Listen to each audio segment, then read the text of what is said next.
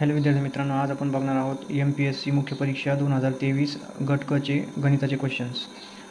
जर तुम्ही आपल्या चॅनलवर नवीन असाल तर चॅनलला सबस्क्राईब करा आणि व्हिडिओला लाईक करा आणि शेअर करा।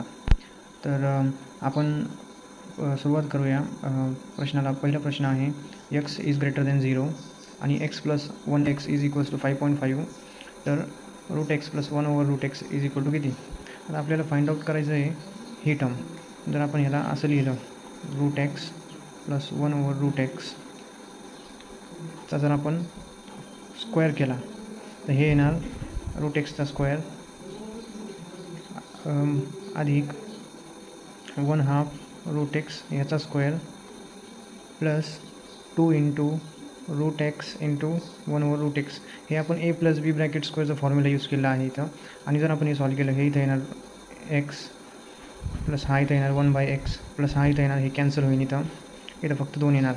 आता इथं बघा x + 1/x ची व्हॅल्यू दिलेली 5.5, म्हणजेच आपण इथं लिहू हे 5.5 अधिक 2, मग हे झाले 7.5।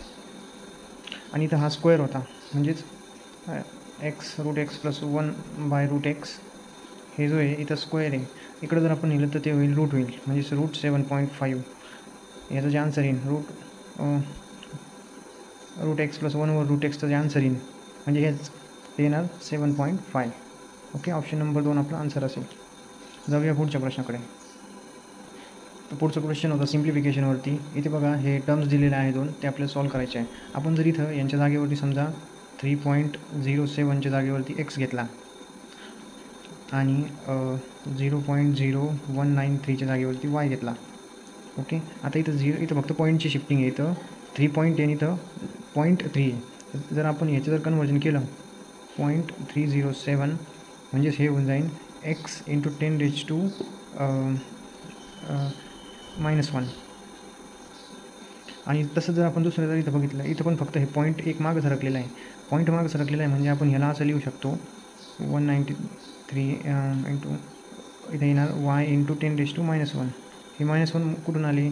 कारण इथं एक पॉईंट मागं सरकलेला आहे, म्हणून आपण इथं हे -1 लिहिलं। तसंच सिम्पली हे पण लिहिलेलं आहे। आणि जर आपण हे आता सॉल्व केलं, फक्त यांच्या जागेवर हे व्हॅल्यूज टाकायच्या। हे म्हणजे आपण x मानलेला आहे x², याला आपण y मानलेला आहे y² भागिले इथं हे याला आपण x × 10⁻⁻1 मानलेला आहे, त्याचं काय आहे स्क्वेअर आहे, अधिक याला आपण y × 10⁻⁻1 मानलेला आहे, याचं पण स्क्वेअर येणार।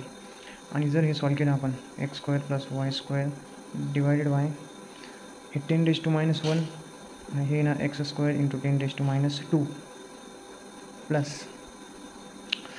हे येणार y² × 10⁻⁻2। आता जर इथं आपण 10⁻⁻2 कॉमन बाहेर काढला तर हे इक्वेशन होईल x² + y² भागिले 10⁻⁻2 कॉमन, हे होईल x² + y², म्हणजेच हे x² y² हे कट होऊन जातील आणि खाली उरला 1/10⁻²। यालाच आपण वरती घेतल्यावर 10⁻2 होईल आणि 10⁻2 म्हणजे किती 100, म्हणजे ऑप्शन नंबर 1 आपला आन्सर आहे। इथं फक्त आपण हे असं कन्सिडर करायचं होतं, इथं याला x आणि याला y आणि हे 10⁻⁻ शिफ्टिंग करायची होती। ओके, पुढचा क्वेश्चन होता नफा तोटावरती होता। तर प्रश्न आहे, एक दुकानदार 10 रुपयाला 15 आंबे खरेदी करतो व 10 आंबे 15 रुपयाला विकतो, तर त्याला शेकडा नफा किती? इथं बघा 10 रुपयाला 15 आंबे खरेदी करतो, 10 रुपयाला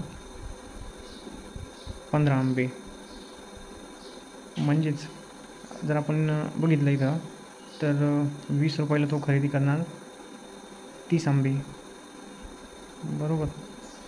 आणि विकतो कितीला? हे बघा 10 आंबे 15 रुपयाला विकतो, 15 रुपयाला 10 आंबे विकतो। तर इथं आपण 30 आंब्याचा हिशोब लावलेला आहे, तर 30 आंबे किती रुपयाला विकणार तो? 15 × 45 रुपयाला 30 आंबे विकणार। 3 पट आहे ना, हे 3 पट आहे, तर हे पण 3 पट असेल। 15 रुपयाला 10, 45 रुपयाला 30 आंबे। तर इथं आता आपण बघा, ही झाली खरेदीची टर्म, ही झाली विक्रीची टर्म। इथं सेम काय आहे, इथं जर आपण बघितलं 30 आंबे त्यांनी खरेदी केलेले आहे, इथं पण 30 आंबे त्यांनी विक्री केलेले आहे। तर 30 आंबे त्यांनी 20 रुपयाला खरेदी केलेले आहेत आणि विकलेलं आहे त्याला 45 रुपयाला, म्हणजेच 45मधून जर 20 वजा केले तर हे 25 रुपये नफा होतो त्याला। ओके, आपण फक्त ह्या टर्मसाठी हे उदाहरण मांडलेलं आहे, हे खरेदीची टर्म आणि ही विक्रीची टर्म। त्यासाठी आंब्यांची संख्या आपण समान केलेली आहे 30 आंबे। जर याला 20 रुपयावरती किती नफा होऊ राहिला, म्हणजे 20 रुपये इन्व्हेस्ट केले आणि त्याच्यावरती 45 रुपये येतात, म्हणजेच 25 रुपये नफा होऊ राहिला. तर आपण लिहू असं 20 रुपयावरती 25 रुपये नफा, म्हणजे टक्केवारी काढायची तर आपण असं लिहितो. म्हणजे 20 × 20, 20 × 5 100 आणि 25 × 5 125, म्हणजेच त्याचा जो नफा असेल तो 125% असेल. ऑप्शन नंबर 4 आपला आन्सर आहे. इथं जे होतं, हे जे टर्म्स दिलेले होते आपल्याला, इथंच विद्यार्थी गडबडून जातात. यांना अशा प्रकारे मांडायचं होतं. 10 रुपयाला 15 आंबे घेतले तर 20 रुपयाला किती 30 आंबे घेतील, बरोबर. तसेच 15 रुपयाला ही विक्रीची किंमत आहे, हे लक्षात ठेवा. ही खरेदी आणि ही विक्री. 15 रुपयाला त्यांनी 10 आंबे विक्री केली तर 30 आंबे 45 रुपयाला विक्री केले. म्हणजे आपल्याला आंब्याचे जे भाव होते किंवा आंब्याचा जो संख्या होती ते एकत्र आणायची होती, जेणेकरून आपल्याला खरेदीची किंमत भेटेल आणि विक्रीची किंमत भेटेल, आणि त्यावरून मग आपण त्यांचा नफा काढू. ओके. पुढचा प्रश्न होता काम काळवरती. तर प्रश्न आहे, 4 पुरुष एक काम 8 दिवसात पूर्ण करतात, तेच काम 8 स्त्रिया 16 दिवसात पूर्ण करतात. तर हेच काम 4 पुरुष व 4 स्त्रिया किती दिवसात पूर्ण करतील. आता इथं बघा, 4 पुरुष आणि 4 स्त्रिया किती दिवसात पूर्ण करतील हे काम. आता आपल्याला माहिती आहे इथं 4 पुरुष जे आहे ते एक काम किती दिवसात करतात, ते करतात 8 दिवसात, बरोबर. स्त्रियांची जी संख्या आहे, स्त्रिया दिलेल्या आहे 8 स्त्रिया 16 दिवसात काम पूर्ण करतात. आता इथे बघा 8 स्त्रिया 16 दिवसात काम पूर्ण करतात. आपल्याला इथं सांगितलेलं आहे फक्त 4 स्त्रिया आणायच्या आहे याच्यात इक्वेशनमध्ये. पुरुष तर 4 आहे 8 दिवसात, पण मग 4 स्त्रिया किती दिवसात काम करतील पूर्ण. 4 स्त्रिया हे काम करतील 32 दिवसात. आता 32 कसं काय आलं आहे बघा, इथं स्त्रियांची संख्या कमी केली म्हणजेच त्यांना दिवस पण जास्त लागणार आहे. म्हणजेच 4 स्त्रिया कमी केल्या तर उरलेल्या 4 स्त्रियाचे ते जे काम आहे ते 32 दिवस लागतील त्यांना पूर्ण करायला. हे रिलेशन इथं लक्षात ठेवायचं. आता बघा 4 पुरुष 8 दिवसात पूर्ण करतात, 4 स्त्रिया 32 दिवसात पूर्ण करतात. तर इथं 8 आणि 32 मग दोघे एकत्र मिळून जे आहे, दोघे एकत्रित जे काम करणार एकत्रित, ते किती दिवसात करणार आपल्याला फॉर्म्युला माहिती आहे. त्यासाठी XY / X + Y घेतो आपण. इथं XYची जी किमती इथे 8 आणि 16 घ्यायची आहे. 8 आणि 32 घ्यायचे आहे. हे 8 × 32 भागिले ॲडिशन यांची 8 + 32. हे जर आपण घेतलं 8 × 32 ॲज इट इज भागिले 32 आणि 8 झाले 40. आता याला 8ने भाग देईन, 8 × 8 = 45. हे उत्तर येणार 32/5. याला जर पुन्हा आपण सॉल्व केलं तर हे होणार 5 × 30. 5 × 30 वरती होणार 2 आणि हे खाली भागिले 5, म्हणजे 6 × 2/5 असा आन्सर येणार आपला. ऑप्शन नंबर 4 आपला आन्सर आहे. तर इथं बेस काय होता, 4 पुरुष 8 दिवसात काम करतात हे बरोबर आहे, पण जे 8 स्त्रिया दिलेल्या होत्या 16 दिवसात त्यापैकी आपल्याला फक्त 4 स्त्रियाचंच काम सांगितलेलं होतं. तर 4 स्त्रिया किती दिवसात करतील.